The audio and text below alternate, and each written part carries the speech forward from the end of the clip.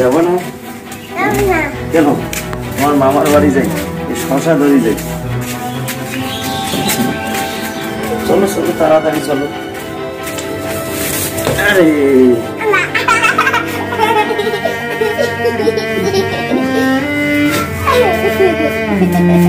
5 মিনিটের রাস্তায় 2বার পলিথিন ছিঁড়ে গেল। এই শশা নেওয়াই যাচ্ছে না।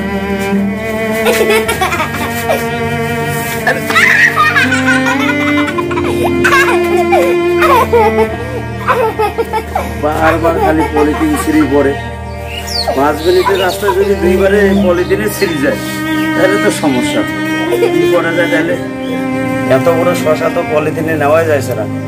তাহলে একটা বুদ্ধি আছে, এটা দড়িতে বাঁধিয়ে নিতে হবে। দড়ি, এই তো দড়ি পাচ্ছি। তাহলে এটা বুদ্ধি করি, এটা তাহলে এক বড়শি গিটো দিয়ে নিতে হবে, না হলে সম্ভব না।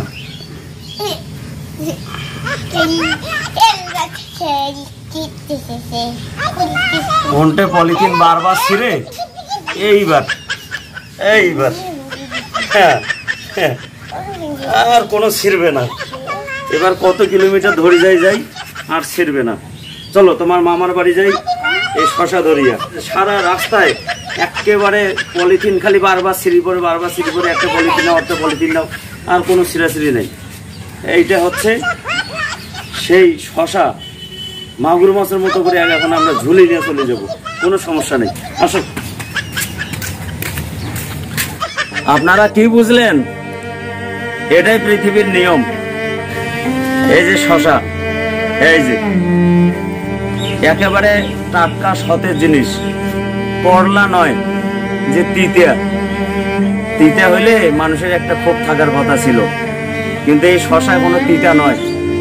এটা একেবারে খুবই একটা উপকারী এবং সজীব এবং সতেজ একটা জিনিস।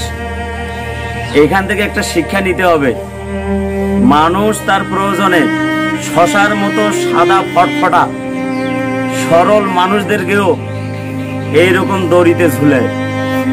বুঝা গেছে? এই শশার মতো সাদা ফটফটা সরল মানুষকেও মানুষ তার নিজের প্রয়োজনে এইরকম করে ফাঁসির দড়িতে ঝোলায়। এটাই হচ্ছে পৃথিবীর নিয়ম। ভালো কথা কইলে ভালো লাগবে না, থাকে না। আমরা সাগর বাড়ি গেলাম, চলো তোমার মামার বাড়ি যাই।